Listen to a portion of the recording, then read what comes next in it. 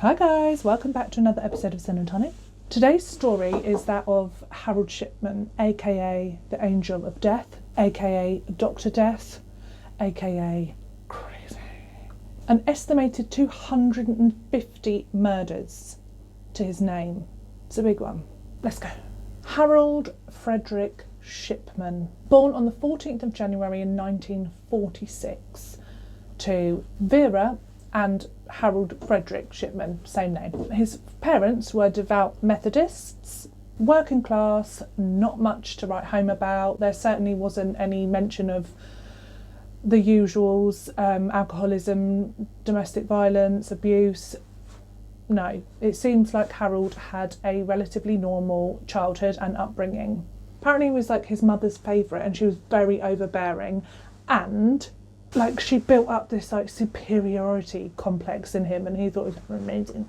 And like, you know, so he was a bit like boastful, like boosted up, and apparently like this did no favours whatsoever because like he didn't end up with like many friends. Like who wants a friend like that? Unfortunately and very sadly, when Harold was 17 years old, his mother, who he was very close to, she passed away from lung cancer. So Harold, he decides that he wants to become a doctor.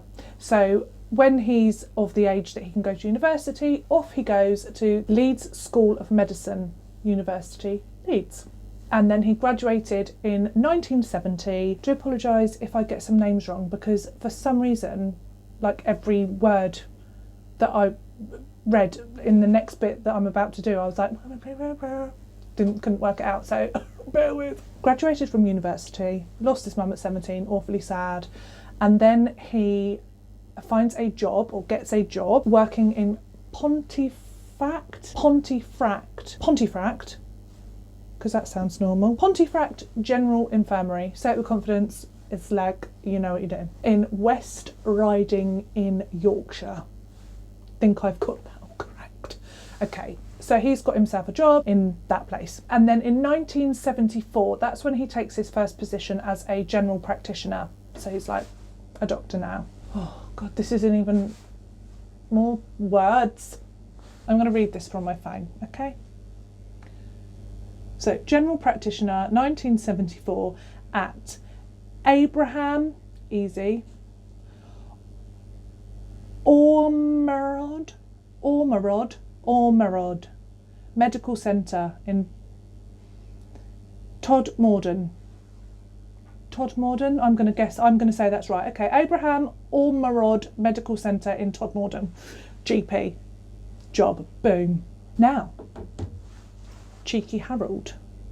1 year after taking his first position as a general practitioner, 1 year, not long, he's caught forging prescriptions for pethidine. Have you had that, by the way?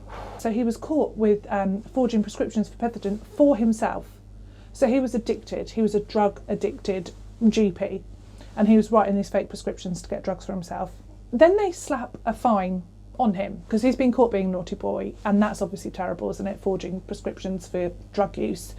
So they slap him with a £600 fine, and then that's all I could really like gather from it. It's like that naughty boy, fine, move on. I would think something more would come from that, but no, apparently no, just a fine. 1977 swings around, so a couple of years later, we've moved on, and he gets another job as a GP. Let's hope it's somewhere with a much easier name. Donnybrook Medical Centre in Hyde, near Manchester. So this is where he's now got another job, got his second chance or what have you. Now, he's settled here, and Harold works here, Shipman, he works here for a long time, until like 1980. And during this time, he then establishes his own surgery, 21 Market Street. Sounds posh. At this point, Harold becomes a very respected member of the community. And you've got to think, you know what it's like with doctors. Like, they are, you know, you see them when you have your babies and this and that, and like they are like integrated into the local community and society, aren't they? Like, they're important pillars of the community.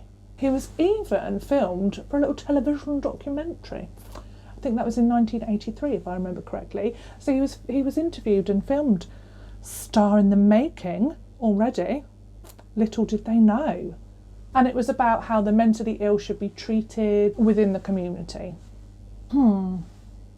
Suspicion is aroused around Shipman's patients.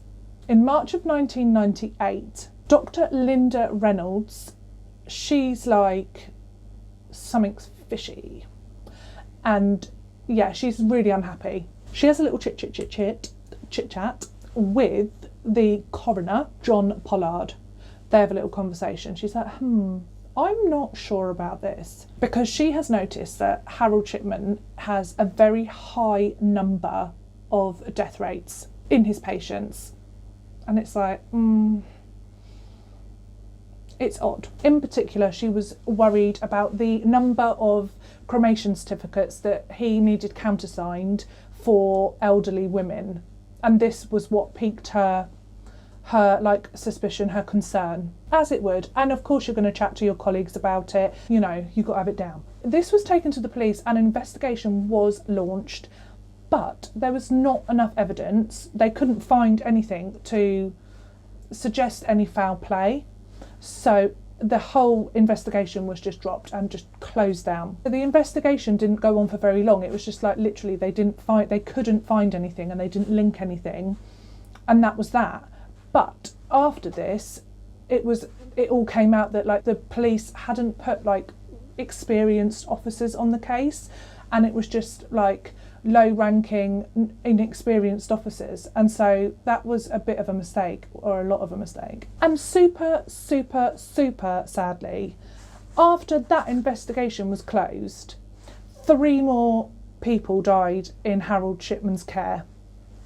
So yeah, big mistake. So in the April, the investigation was closed, not enough evidence.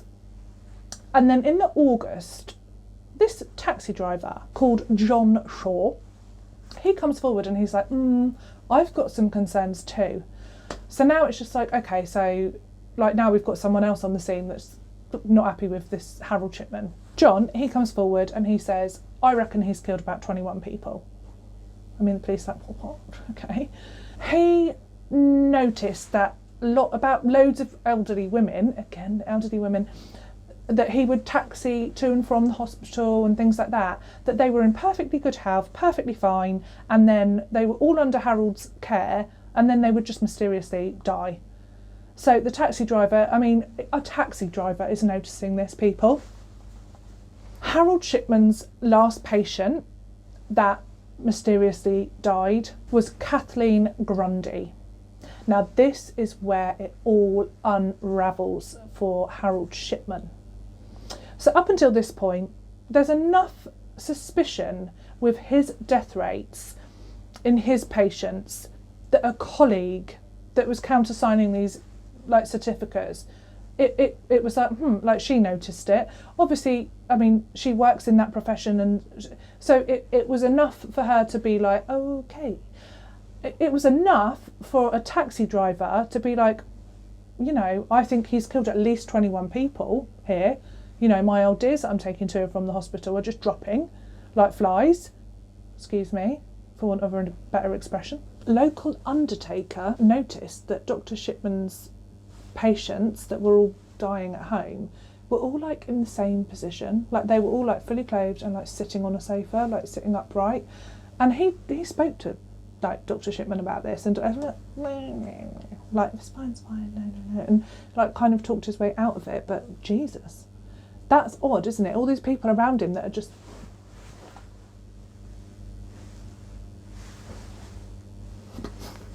genuinely. That was probably huge. The fuck.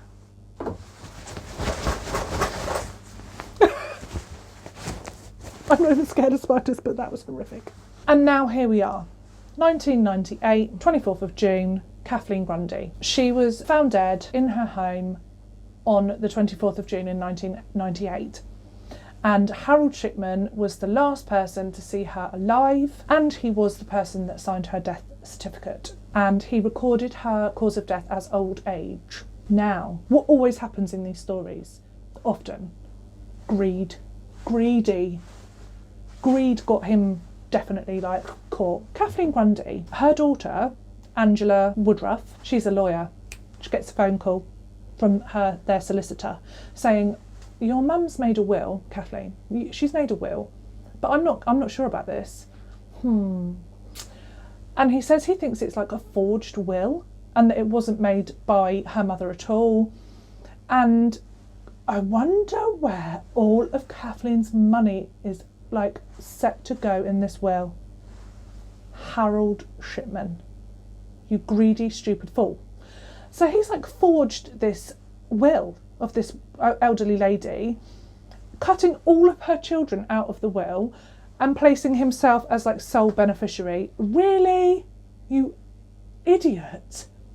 Now, many people think, or a few people think that this was like he wanted to be caught, so he did something really stupid like that to get himself caught. Like he couldn't help himself, he couldn't control himself, and he needed stopping. So he did that to get, for it to end. Who knows? We don't know that. He wouldn't talk about this either, so naughty. That's even worse, isn't it? Like when they get caught, don't you just want them to be like, oh, I confess it all. Why is this open? Letting all my cold air out. Burgess, the solicitor, Kathleen and Angela's solicitor, he urges Woodruff to Angela to go to the police and let them know, because he's like, this isn't right. Again, someone else raising suspicion. I mean, thank God, but do you know what I mean? How many times? And then really sadly, they exhumed Kathleen's body, and that's when they found traces of drugs. Diamorphine, I think that's heroin basically, and that is often used in cancer patients, like to control their pain levels at the end of their life care. So do you remember what I said about his mum dying when he was very young? When he was 17, he was very close to his mother, and then she passed away awfully sadly from lung cancer. Well, it was at that time when his mother was passing away that Harold witnessed his mother having lots of drugs and things at the end of her life to take her pain away. So there's a thinking that possibly has something to do with like what triggered him to kill in the manner that he did. So he was using lethal injections to murder his patients. When Kathleen's body was exhumed and it was found that she had traces of diamorphine in her system, obviously Harold was like, oh yeah, she's a drug addict. She's a heroin addict, didn't you know?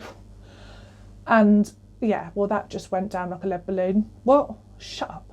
No.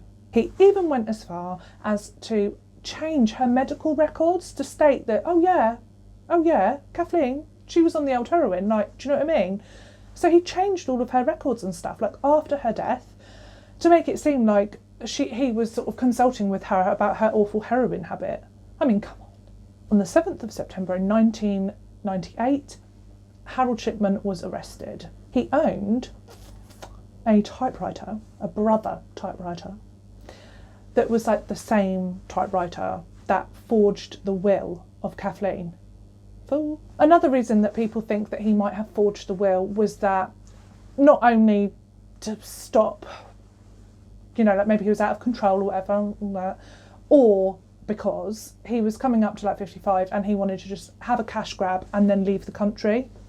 But I mean, we don't know. We don't know why he did that, but yeah, it led to him being caught. So now, obviously, now that he's been arrested, the police then look into other cases that he has worked. I mean, it spanned years, so that's a big job.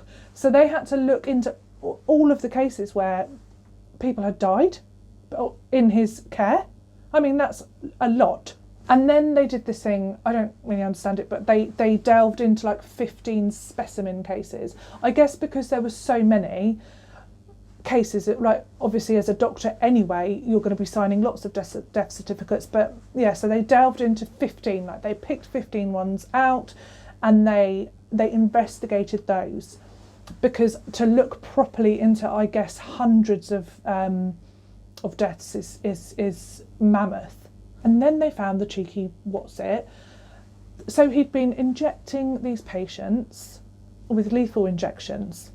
And then he'd been forging their medical records after the fact to say that they had been poorly, when they hadn't. They were not poorly, they were fine, they were healthy. So most of them were elderly, but they weren't at death's door. It all came to a trial, and they had these 15 cases of 15 women that they'd looked into, and they really wanted to try him separately for Kathleen Grundy, because with the other murders that they had looked at, they weren't entirely they had a reason for motive with Kathleen Grundy's, because he'd forged her. I mean, what you're doing, forging somebody's will unless you have murdered them. So they had that was a strong case, but that didn't happen. He was then tried for the 15. Didn't matter, because the jury were like, guilty, yep. And he got life in prison. Shipman continuously denied his guilt. Nope, wasn't me. Continuously. He never made a public announcement. It didn't seem like he wasn't one of those serial killers that's bathing in the spotlight of his amazingness or whatever they think. I don't know, but some of them seem to relish in it, don't they? No, he didn't make anything public. He denied it. No, wasn't me. And his wife really stood by him strongly. She was like, no, he didn't do it. No, and she was adamant and stood by him for a long time. Now, Shipman, interestingly, is the only doctor in British history to be found guilty of murdering his patients. There was somebody else years ago, but it got annulled. Is that the right word? That's marriage. Inoculated? What do I mean? Acquitted. Shipman was in Wakefield prison, and on the 13th of January in 2004, he was found dead in his cell. He had hung himself from the bars on the window with his bedsheets. There was this big divide about, some people were super happy, way, the witch is dead. And a lot of the families were actually not happy, because he never spoke about it. They wanted closure, I think, and he never gave reasons or explained himself. And isn't it interesting that we want that? But he never did. He didn't do that. And so a lot of the families felt cheated out of an explanation. There was all questions about why he'd killed himself, his motive behind it. Some believe it was about money, because if he'd have lived over 60, his wife wasn't going to get her pension. If that was the case, why not do it when you're 50, the day before your 60th birthday or a week before? Why, when you're 58, get a couple more years? What I think is more the case, my personal opinions, is Harold refused to do these courses or whatever that would acknowledge he'd done something wrong, I don't know, prison reform or something. I don't understand it, but something like that. So he refused to do them because it would acknowledge his crimes. So he was like, no, because I'm not guilty. So he didn't do them, but because he didn't do those, he was revoked privileges, and one of those privileges was talking to his wife on the phone.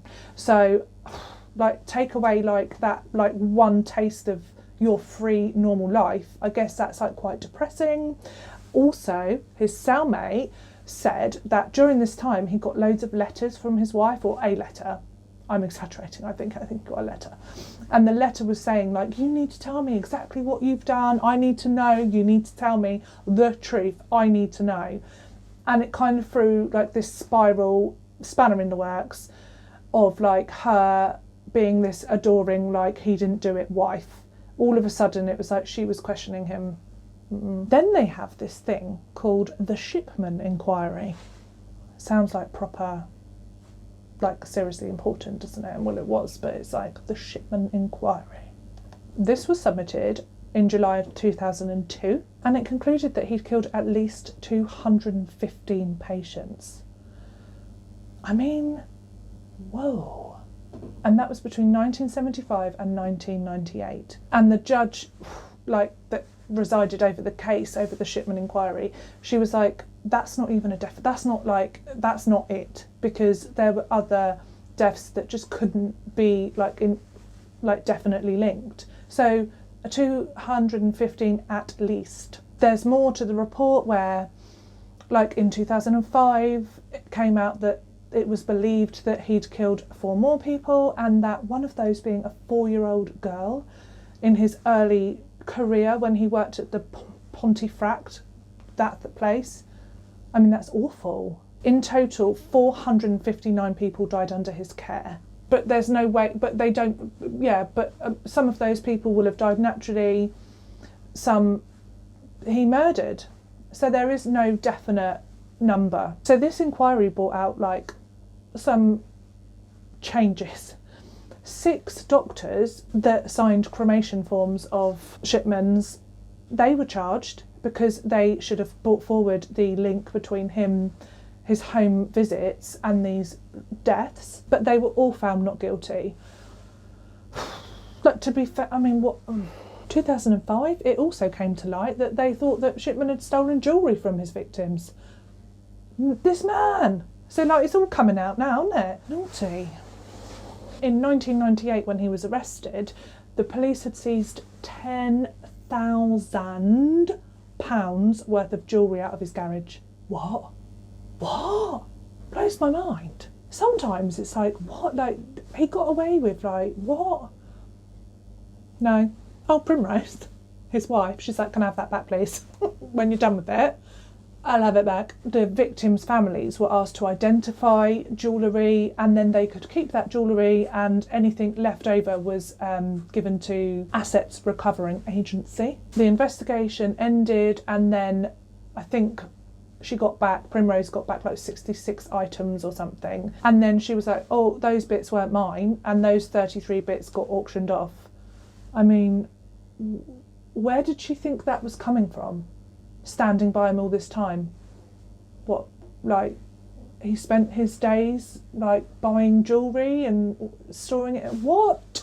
Proceeds of the auction went to Tameside Victim Support. So that's nice. Only piece of jewellery that went back to a family was a platinum gold ring, and they had proof of it and a picture of it, and that went to the family. It's just, how did he talk out of that one? I watched some footage as well where they're like interviewing him, and he's obnoxious. He, like, the minute like it starts getting, so he's having a laugh and a joke apparently with like the police people, and then all of a sudden, like, not in an unprofessional way, but he's just like light-hearted or whatever, and then apparently, like, when all the police come in and when it gets serious and it's interview time, he was just like turned his back on them, strop like a little stroppy boy. And then, like, they're talking to him, and then they're showing him photographs of the victims, and at one point he just closed his eyes. I'm not looking. What a petulant child. How disrespectful. The families of about 200 or more of the victims were seeking compensation for the loss of their loved ones, and then the authorities like announced that they're going to auction off letters from Shipman from prison. What? And the family was like, excuse me, what? No. And then it all got like pulled, the sale got pulled. I mean, where was that money going to go? What? Blows my mind.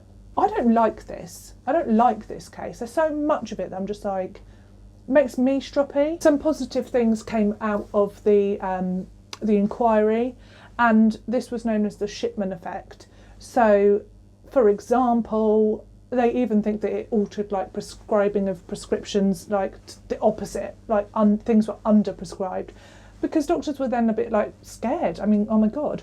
And this report like stated all of these findings and things that were just not right, and it really stopped the practice of like single GP practices, which, I mean, I think I've not ever heard of a single like one doctor practice. So obviously that's changed. Like now we have GP surgeries with lots of GPs and stuff. Like you don't have like a one doctor practice. That's, I think, unheard of now. So yeah, it changed in that respect because there was just not any accountability or anybody else to like be there for the decisions that these doctors were making. So yeah, like that seems crazy. My hand keeps clicking away, probably like completely frozen. I am cold. Got to do this until the kids eventually go back to school. December 2032. There were also some questions changed on the cremation certificates and things like that. So there were some changes that came out of it. this is how things evolve and change, isn't it? So yeah, but I mean, awfully sad the fact that it took 250 or more patients of his to lose their life. I'm going to bid you adieu, because mainly, like my finger, I'm going to get like, what's that word, hypothermia or frostbite.